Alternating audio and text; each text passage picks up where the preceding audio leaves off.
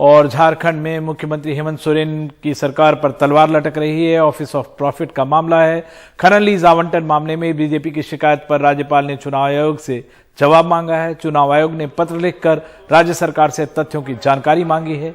BJP का आरोप है कि सोरेन ने मुख्यमंत्री रहते हुए रांची के अनगढ़ा में जून 2021 में 0.88 एकड़ क्षेत्रफल के पत्थर की खादान लीज पर ली। पूर्व मुख्यमंत्री और बीजेपी के राष्ट्रीय उपाध्यक्ष रघुवर दास ने इस मामले में की है शिकायत संविधान के अनुच्छेद 192 के तहत चुनाव आयोग से की गई है और चुनाव आयोग की सलाह पर राज्यपाल कर सकते हैं फैसला। जनप्रतिनिधित्व कानून के प्रावधानों के उल्लंघन का आरोप लगा है। विधानसभा की सदस्यता भी छीनी जा सकती है। झारखंड हाईकोर्ट में भी याचिका दायर की गई है। सरकार की ओर से कहा गया है कि लीज सरेंडर कर दी गई है। इस पर ज्यादा जानकारी दे रहे हैं हमारे सहयोगी मनीष कुमार। देखिए, चुनाव आयोग ने झारखंड के मुख्य सचिव को ये राज्यपाल का पत्र जो है रेफर किया है।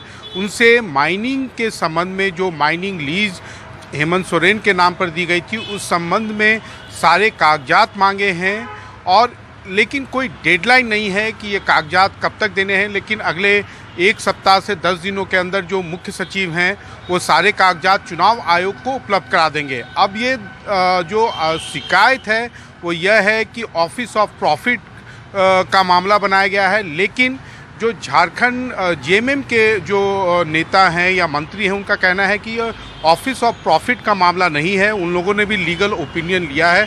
ज़्यादा से ज़्यादा ये कन्फ्लिक्ट ऑफ इंटरेस्ट का मामला था कि आप माइनिंग मिनिस्टर होके आप अपने आप को माइनिंग लीज कैसे दे सकते हैं। हालांकि जब ये मामला प्रकाश में आया तो आनंद फानंद में इस माइनिंग लीज को सरेंडर किया गया, इसे कि इस मामले को ज़्यादा तूल ना दिया जाए। लेकिन इस मामले में झारखंड उच्च न्यायालय में भी सुनवाई चल रही है और साथ ही साथ चुनाव आयोग ने भी एक पैरेलल इंक्वायरी शुरू करवाई है जो कि राज्यपाल के द्वारा उन्हें रेफर किया गया है।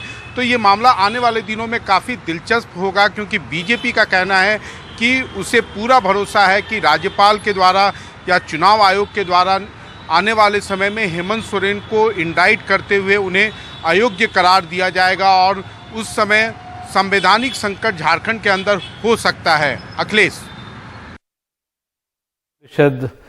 विधान परिषद चुनाव और बोचहा उपचुनाव में हार की एनडीए समीक्षा करेगा। बिहार बीजेपी के नेता और राज्यसभा सांसद सुशील मोदी ने ट्वीट कर कहा कि बिहार विधान परिषद की 24 सीटों पर हुए चुनाव में एनडीए को 10 सीटों का नुकसान और फिर विधानसभा के बोचहा उपचुनाव में एनडीए उम्मीदवार का 36,000 मतों से पराजित होना हमारे लिए गहन आत्मचिंतन का विषय है। एनडीए नेतृत्व इसकी समीक्षा करेगा ताकि सारी कमियां दूर की जा सके।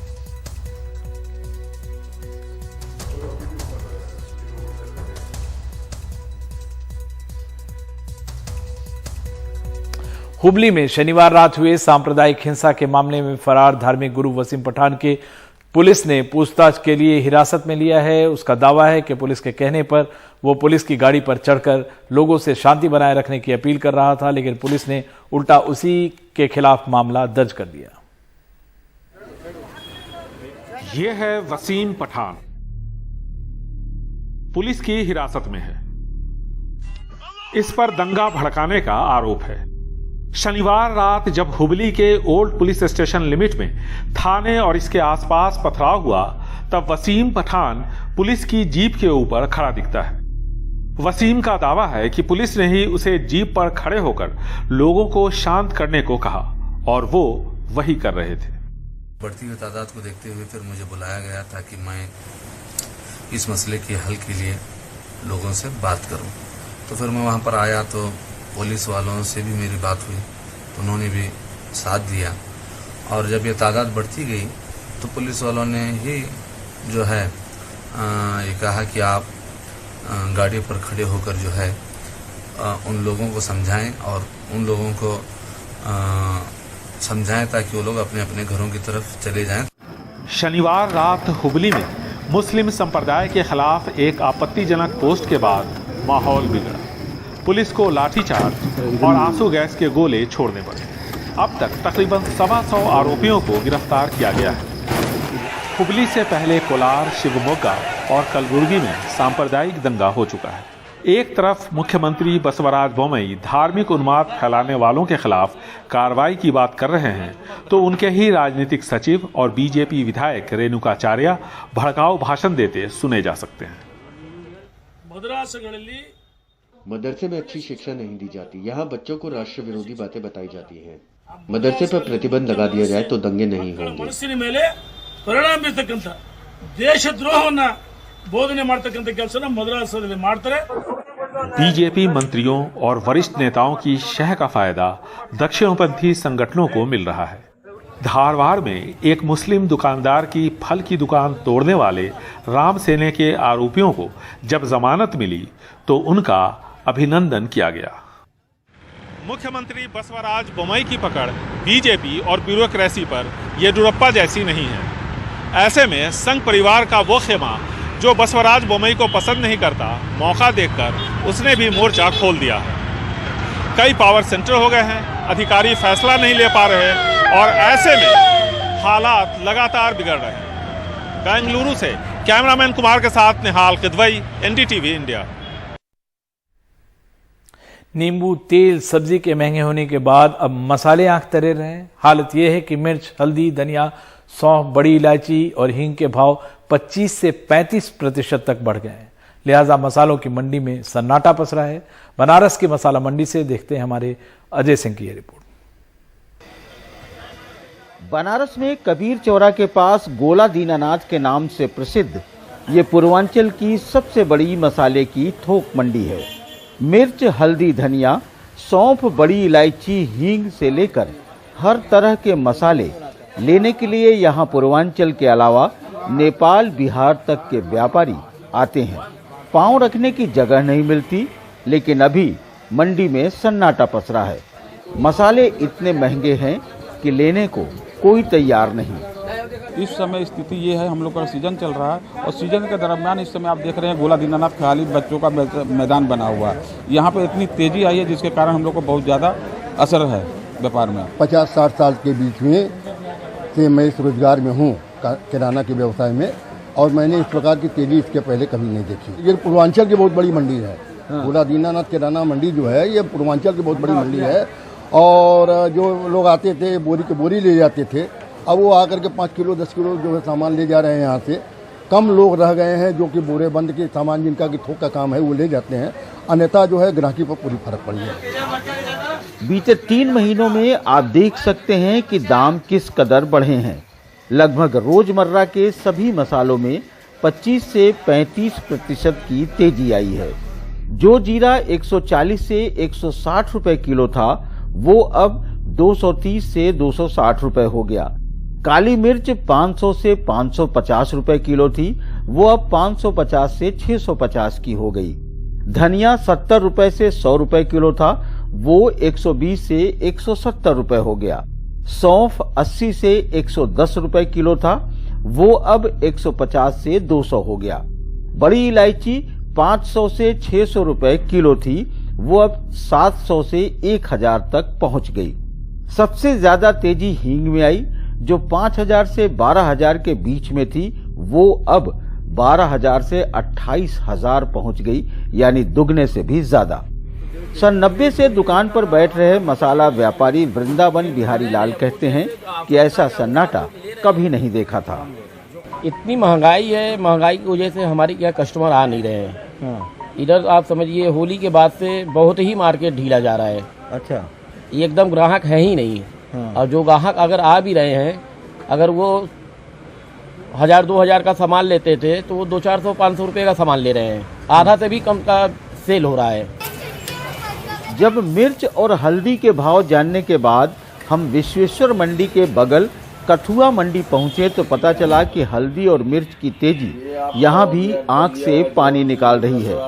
जो हल्दी 3 महीना पहले 70 से 80 रुपए किलो थी, वो 110 से 150 रुपए पहुंच गई, तो मिर्च भी 120 से 150 से बढ़कर 200 से 230 तक पहुंचकर दुकानदारों का जायका बिगाड़ रही है। पहले के इस सीजन में हम लोग रात को 2 बजे तक केवल ट्रांसपोर्ट में माल भिजवाते थे। आज ये दशा है कि कैसो 8 बजे हम लोग दुकान बढ़ाएं और जाया जाए। इतना फर्क हो गया, आप अंदाजा आप लोग लगा सकते हैं। ऐसे समय जब महंगाई बढ़ रही है और कमाई घट रही है, मसालों की महंगाई सबका जायका बिगाड़ सकती है। बनारस की थोक मसाला मंडी गोला दीनानाथ ने ऐसा सन्नाटा शायद ही कभी देखा हो। साफ है कि आसमान छूते मसालों के दाम ने लोगों के स्वाद का जायका बिगाड़ा, तो इन गलियों में इस तरीके का सन्नाटा पसर गया। और ये सन्नाटा कब टूटेगा, कहा नहीं जा सकता। वाराणसी से पुरुषोत्तम के साथ अजय सिंह, एनडीटीवी इंडिया। राजधानी दिल्ली में कोविड के मामलों में तेजी दिखी है तो महाराष्ट्र में भी सुगबुगाहट है। मुंबई में अप्रैल के पहले हफ्ते की तुलना में 46% मामले बढ़े हैं। पॉजिटिविटी रेट फरवरी के बाद पहली बार 1% के पार पहुंची है। स्वास्थ्य मंत्री कहते हैं कि अभी पैनिक की स्थिति नहीं है, लेकिन उनकी अपील है कि बुजुर्ग और स्वास्थ्य संबंधी दिक्कतों वाले फिर से मास्क जरूर पहने। कोविड की बंदिशों से पूरी तरह से आजाद मुंबई की क्या ये रफ्तार बनी रहेगी? बाजारों में अभी चहल पहल है, मास्क भी जरूरी नहीं रहा, लेकिन कोरोना भी अब इसी के बीच टहल रहा है। मुंबई में मामले बढ़ रहे हैं। 31 मार्च से 6 अप्रैल तक शहर में कोविड के 283 मामले सामने आए। 7 अप्रैल से 13 अप्रैल तक 17% वृद्धि के साथ 331 मामले और 14 अप्रैल से 20 अप्रैल के बीच आए 415 मामलों में बीते सप्ताह की तुलना में 25% इजाफा दिखा है और अप्रैल के पहले हफ्ते की तुलना में 46% बढ़ोतरी दर्ज हुई है। फरवरी महीने के बाद पहली बार मुंबई में कोविड की डेली पॉजिटिविटी रेट 1% से ऊपर 1.03% तक पहुंची है। फिलहाल स्वास्थ्य मंत्री कहते हैं पैनिक की जरूरत नहीं है, मास्क अनिवार्य नहीं रहा, लेकिन विनती की कि बुजुर्ग और स्वास्थ्य संबंधी परेशानियों से गुजर रहे लोग मास्क जरूर पहनें।